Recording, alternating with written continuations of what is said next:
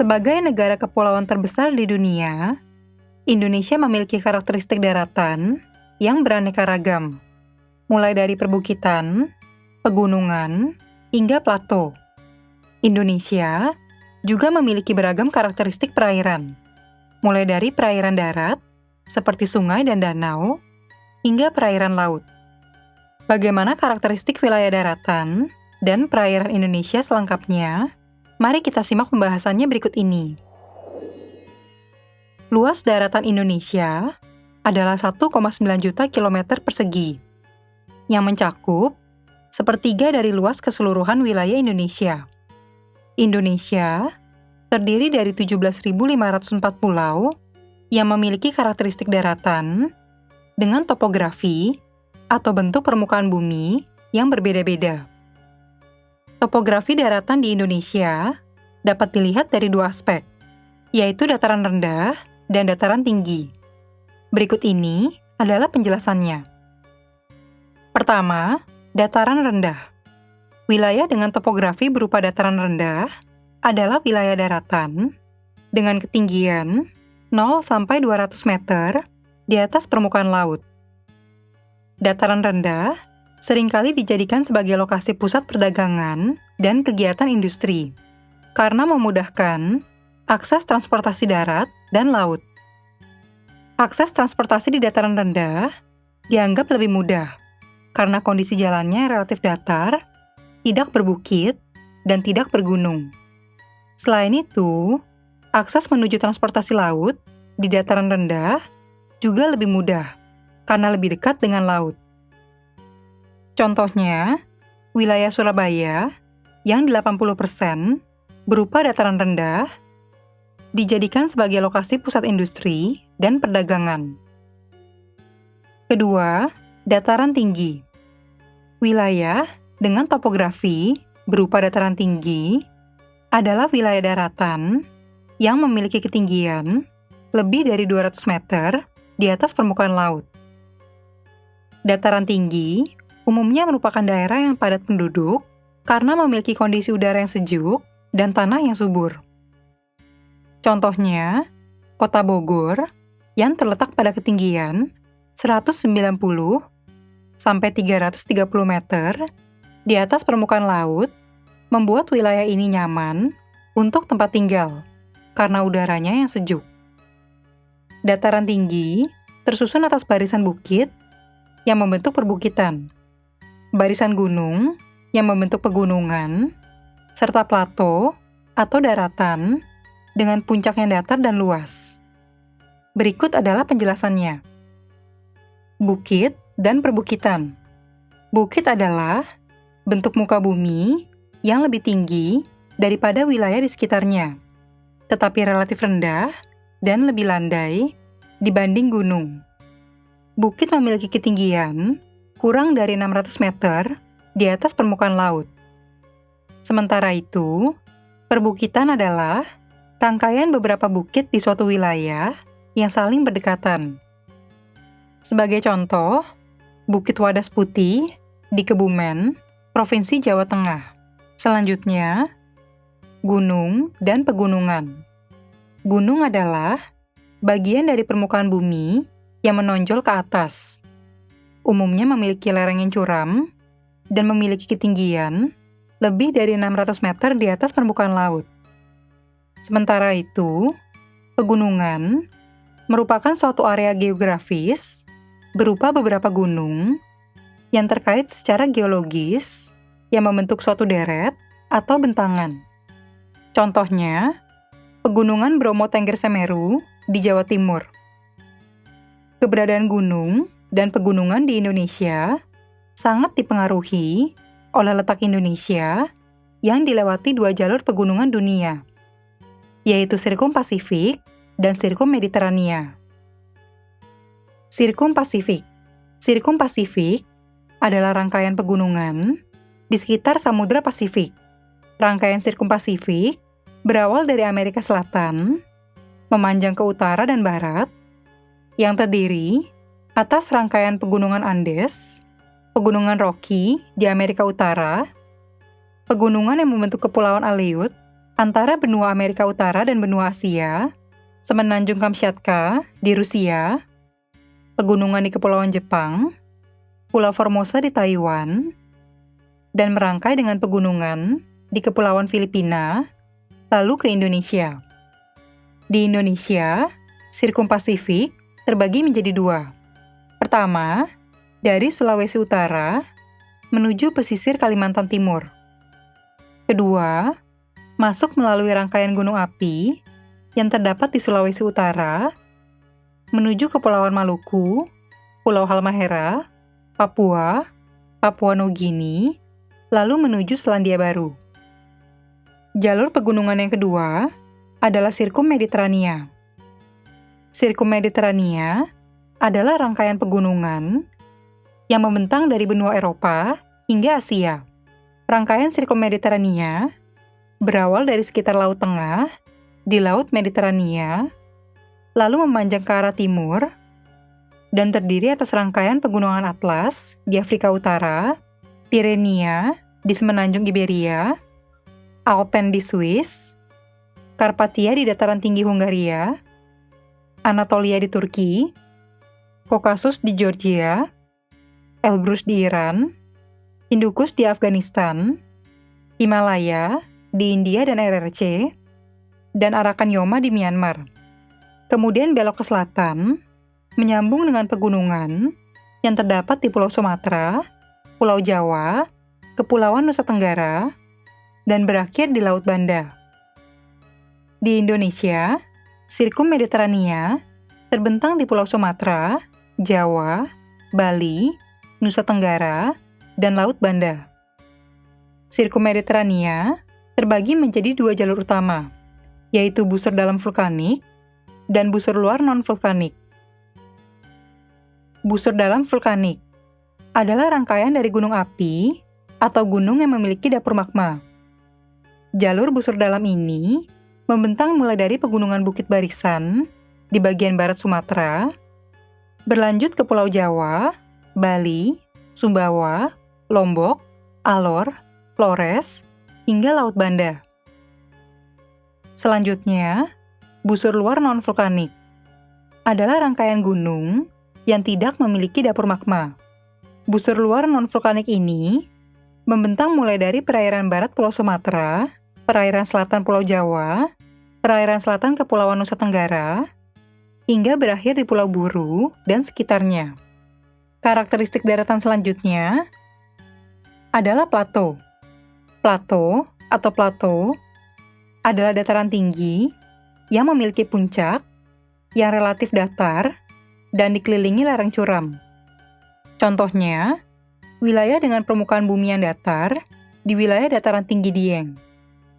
Dataran tinggi ini terletak di 6 wilayah administrasi, tetapi lebih dikenal berada di wilayah Kabupaten Wonosobo dan Kabupaten Banjarnegara di Jawa Tengah. Kemudian, kita akan mempelajari karakteristik perairan Indonesia. Luas wilayah perairan di Indonesia mencakup 2/3 dari luas keseluruhan wilayah Indonesia. Karakteristik perairan di Indonesia dapat dibedakan menjadi perairan darat dan perairan laut.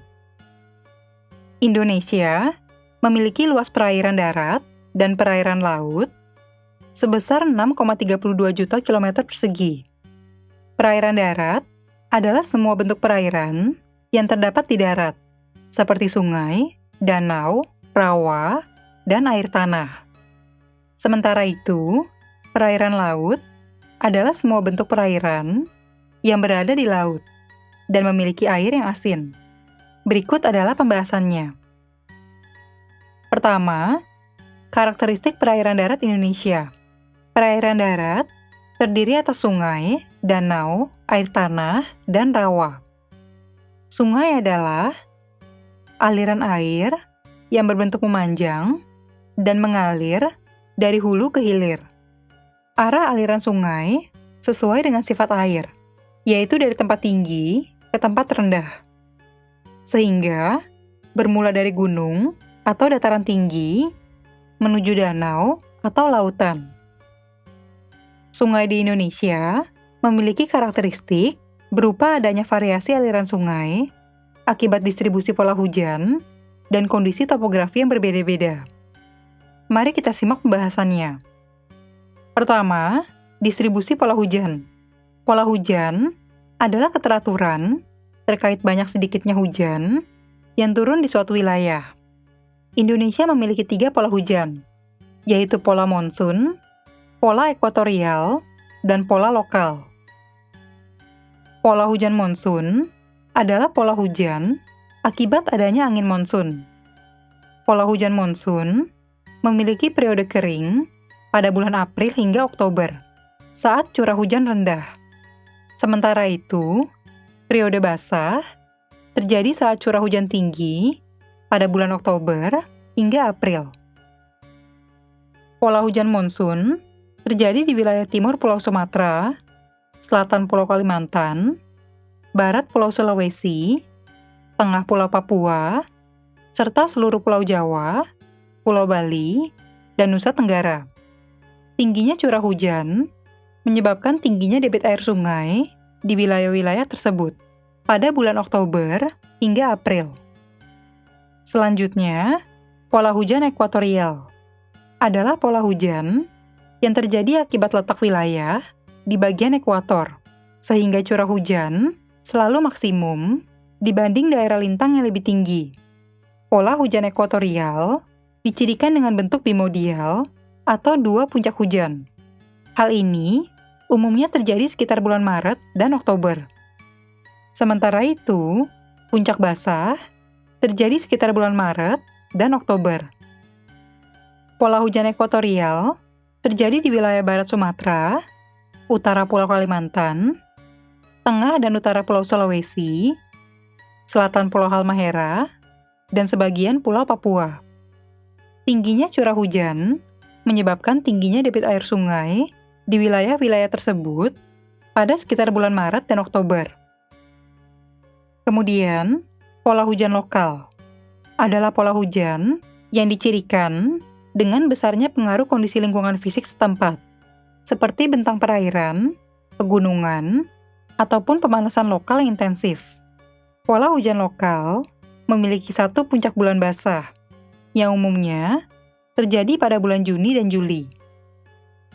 Pola hujan lokal terjadi di wilayah ujung selatan Pulau Sulawesi, sebagian Kepulauan Maluku, dan barat Pulau Papua. Tingginya curah hujan menyebabkan tingginya debit air sungai di wilayah-wilayah tersebut pada bulan Juni dan Juli. Selanjutnya, kondisi topografi. Kondisi topografi adalah kondisi tinggi rendahnya permukaan bumi di Indonesia. Indonesia terdiri dari pulau-pulau yang umumnya memiliki gunung di bagian tengahnya. Aliran sungai akan bermula di gunung sebagai hulu dan berakhir di laut sebagai muara. Akibatnya, banyak sungai di Indonesia memiliki aliran yang pendek. Sungai terpanjang di Indonesia adalah Sungai Kapuas di Kalimantan dengan panjang sekitar 1.143 km. Perairan darat selanjutnya adalah danau. Danau adalah genangan air yang luas yang dikelilingi daratan dan terletak di daerah cekungan.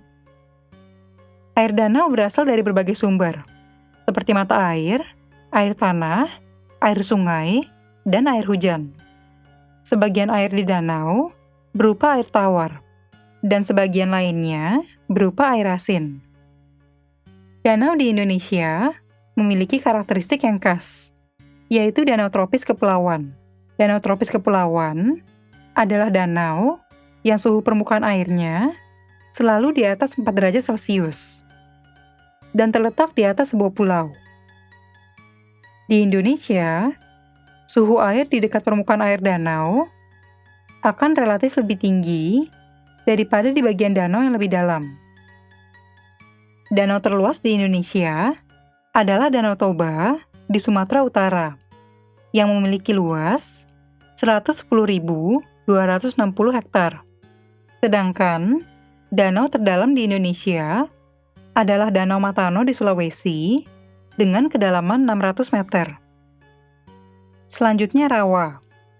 Rawa adalah daerah di sekitar muara sungai yang terpengaruh dengan pasang naik dan pasang surut air sungai terdekat.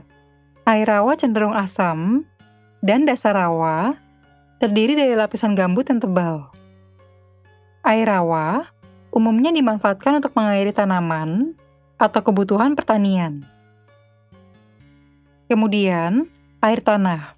Air tanah merupakan pergerakan air di dalam tanah melalui ruang antara butiran-butiran tanah atau rongga yang bergabung membentuk lapisan tanah yang disebut akuifer. Posisi air tanah dibedakan menjadi dua, yaitu air tanah freatis dan artesis. Air tanah freatis adalah air tanah yang berada di atas lapisan kedap air dan letaknya tidak jauh dari permukaan. Air tanah artesis adalah air tanah yang berada di antara lapisan-lapisan kedap air, sehingga untuk memanfaatkan air tanah ini diperlukan pembuatan sumur bor. Kedua, karakteristik perairan laut Indonesia. Perairan laut di Indonesia memiliki karakteristik berupa beragamnya kedalaman laut, terletak di posisi silang, dan dilewati oleh arus lalu lintas Indonesia atau Arlindo. Arlindo adalah massa air yang berasal dari Samudra Pasifik menuju Samudra Hindia. Mari kita bahas satu persatu sebagai berikut. Kedalaman laut beragam.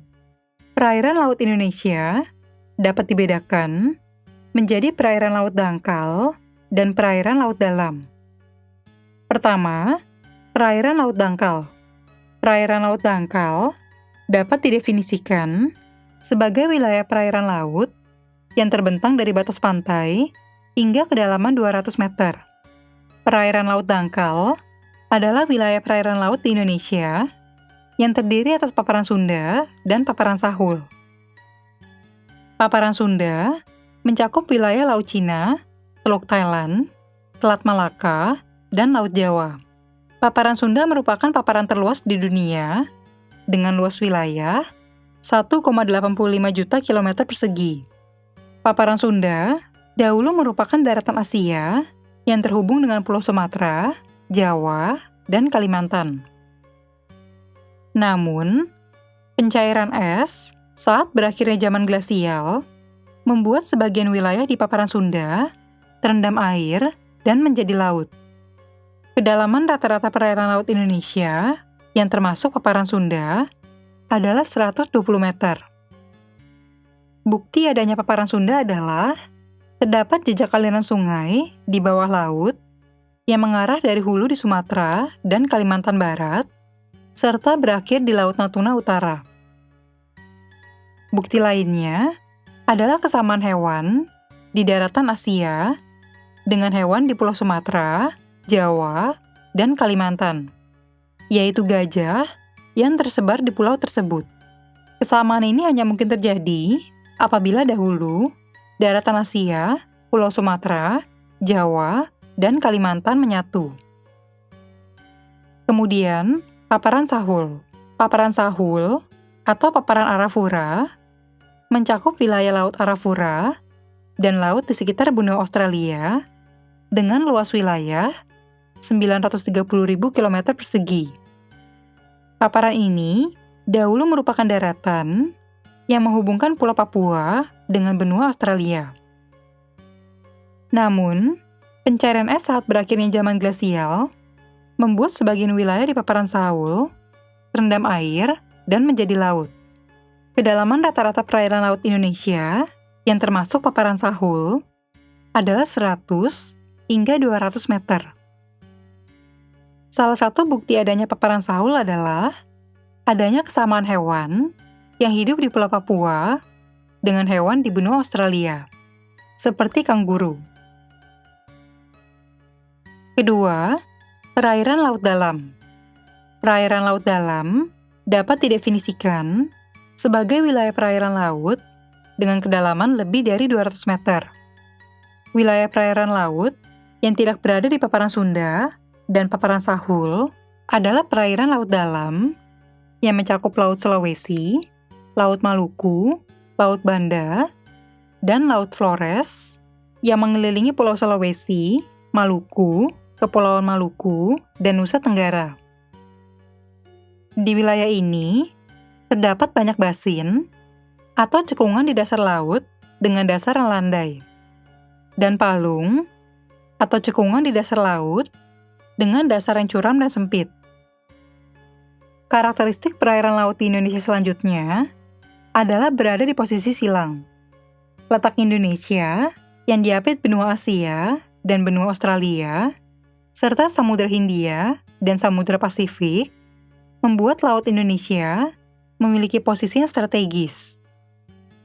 Letaknya di persilangan dunia membuat Laut Indonesia menjadi jalur perdagangan dan pelayaran dunia. Kemudian, dilewati oleh Arlindo. Perairan Laut Indonesia dilewati oleh arus lalu lintas Indonesia atau Arlindo, yaitu massa air yang berasal dari Samudra Pasifik menuju Samudra Hindia. Sirkulasi arus tersebut terjadi karena angin pasat yang bertiup di permukaan menimbulkan arus laut yang mendorong massa air laut ke arah barat Samudra Pasifik. Akibatnya, permukaan dan tekanan air laut di barat Samudra Pasifik menjadi lebih tinggi dibandingkan permukaan dan tekanan air laut di laut dan samudra di sekitarnya, yaitu perairan Laut Indonesia dan Samudra Hindia. Perbedaan ketinggian permukaan dan tekanan air laut menyebabkan timbulnya arus laut yang bergerak dari wilayah perairan dan tekanan air laut tinggi, yaitu barat Samudra Pasifik, ke wilayah perairan yang memiliki ketinggian dan tekanan air laut lebih rendah, yaitu perairan Laut Indonesia dan Samudra Hindia. Keberadaan Arlindo membuat wilayah perairan Indonesia yang dilewatinya menjadi subur, sehingga banyak dijumpai tumbuhan dan hewan di laut, seperti plankton dan berbagai jenis ikan. Hal ini terjadi karena Arlindo memperkuat terjadinya upwelling, yaitu pergerakan massa air laut kaya nutrisi dari dasar laut ke permukaan laut. Arlindo dapat mendorong massa air laut yang semula berada di dekat permukaan laut ke tempat lain. Dengan demikian, terjadi kekosongan massa air laut di dekat permukaan yang akhirnya digantikan oleh massa air laut yang semula berada di dasar laut. Indonesia merupakan negara kepulauan dengan karakteristik daratan dan perairan yang beragam. Topografi daratan di Indonesia terdiri dari dataran rendah dan dataran tinggi yang terdiri atas perbukitan, pegunungan, dan plato. Karakteristik perairan di Indonesia dapat dibedakan menjadi perairan darat yang terdiri atas sungai, danau, rawa, dan air tanah, serta perairan laut yang memiliki karakteristik berupa kedalaman laut yang beragam, terletak di posisi silang, dan dilewati oleh Arlindo.